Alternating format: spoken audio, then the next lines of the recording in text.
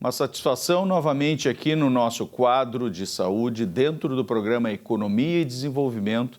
Estamos recebendo hoje a doutora Daniela Rocha, que é uma médica especialista em ortopedia pediátrica, uma especialização muito forte em 2 centros universitários nos Estados Unidos e que vem hoje contribuir conosco para o esclarecimento de uma questão muito importante dentro desse período de pandemia, que é o aumento dos traumas das crianças, né? Os traumas ortopédicos dentro de casa. Doutora Daniela, uma satisfação lhe receber aqui no nosso programa. O que a senhora pode nos dizer, assim, do ponto de vista de importância dessa questão dentro do cuidado das famílias em casa com as suas crianças? Então, obrigada, Marcos, pelo convite. Muito bom estar aqui.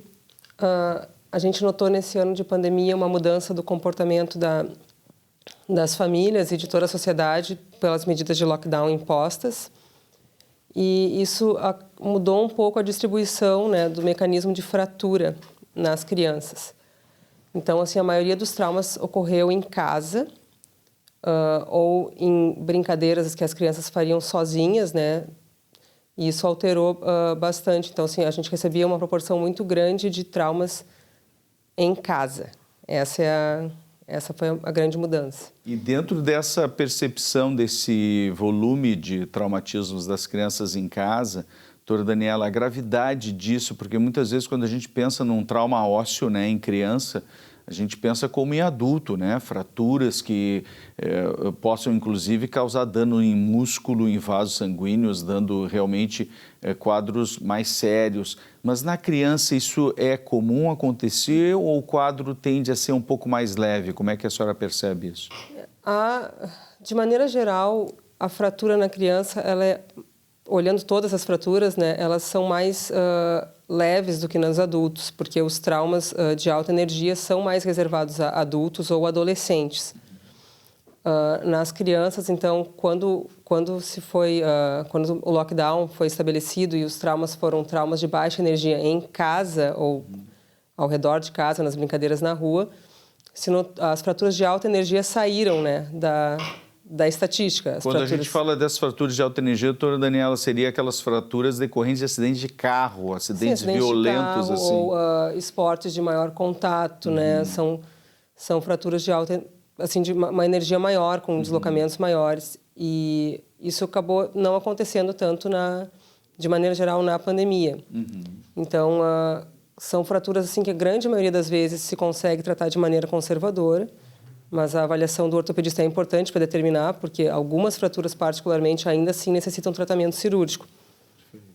E dentro dessas fraturas, quando a gente pensa nelas como uma fratura que vai ter um tratamento mais suave, né, não cirúrgico, a gente ouve falar muito naquela questão de fratura em galho verde. O que seria essa fratura em galho verde, doutora Daniela?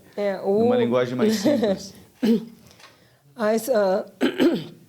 Desculpa. A estrutura óssea da criança, a composição óssea da criança, né, que é um osso em desenvolvimento, ele tem uma característica mais elástica.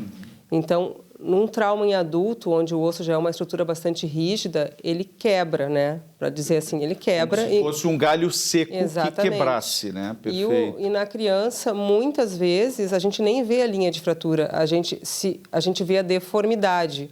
O osso, ele deforma, ele entorta, mas ele não quebra.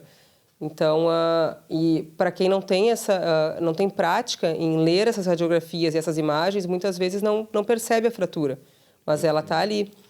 Então, ela tem que ser tratada. A grande maioria das vezes consegue-se fazer um tratamento conservador. Algumas vezes se precisa reduzir, colocar essa fratura no lugar, né? Desentortar o osso. Perfeito. E imobilizar, mas é uma fratura mais tranquila de tratar. E quando a gente fala nessas fraturas nas crianças, elas têm alguma frequência maior de algum osso, de alguma parte do corpo que tenha sido já vista assim dentro dessas estatísticas, que seja mais frequente que a criança machuque, e que tipo de acidentes acontecem em casa que a gente deva ficar mais alerta em relação a essa questão? Tá. O membro superior na criança, ele é sempre o mais acometido, porque, principalmente na criança assim, pequena, porque eles correm muito e caem, e quando a gente cai, a gente tem aquela tendência de colocar a mão é um reflexo, né? E aí faz uma fratura. A fratura do punho, né, da criança é super comum. É uma fratura que, via de regra, ela tem uma evolução bem tranquila. Depois a gente tem a fratura do cotovelo na criança, e essa a gente tem que ter muito cuidado, porque a indicação cirúrgica no cotovelo ela é mais frequente, por todas as questões de alinhamento e controle de movimento e todo o impacto mecânico, biomecânico que pode ter. Perfeito. E um dado interessante que aconteceu também na pandemia, desses estudos que a gente tem assim, preliminares, é que a fratura de clavícula, ela aumentou, né, a incidência dela comparativa, porque é um trauma que acontece muito mais com a criança correndo e caindo sobre o ombro. Ou, às vezes, cai da cama e do sofá e faz o trauma direto no ombro e acaba fraturando a clavícula. Perfeito. Então, como a criança passou até um tempo maior dentro de casa, esses traumas aconteceram mais.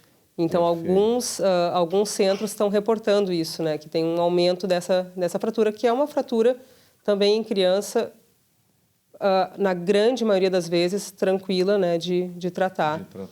Alguma medida em especial, doutora Daniela, que a senhora tenha já revisado no sentido de algum cuidado que o paizinho e a mãezinha, né, que estão nos assistindo hoje, os avós que muitas vezes ficam com essas crianças agora nesse período de retomada, né, que os pais voltam ao trabalho externo e as crianças muitas vezes ficam com os avós, né? O que a gente poderia passar para eles de orientação no sentido dessa proteção, das medidas de proteção?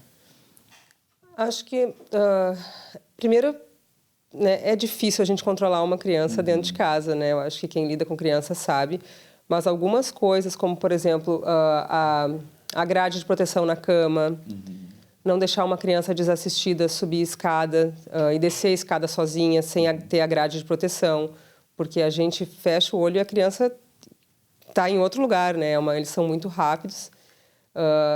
Eu cuidaria muito, né? Eu sempre oriento, na medida do possível, orientar para atividades mais lúdicas, assim, com brinquedos dentro de casa, na medida do possível.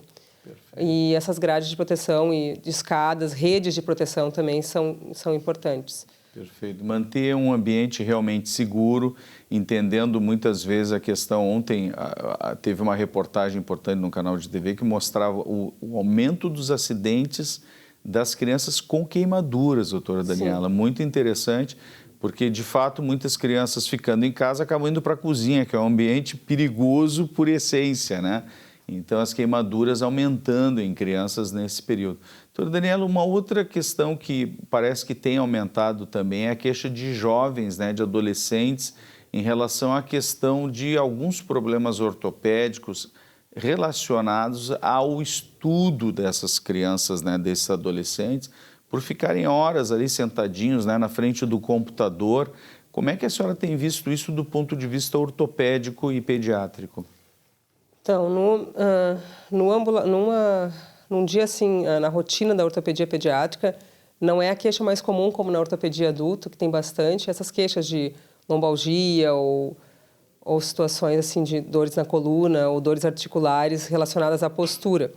Com a pandemia, realmente teve um aumento dessas queixas, principalmente nos adolescentes, por ter toda essa mudança relacionada ao ensino, né? Tem que ficar sentado muitas horas em frente ao computador, então se a tela não está numa posição adequada, né, a gente já tem que baixar a cabeça ou se ajeitar a coluna para ficar numa posição que vai assistir ali a aula o tempo inteiro.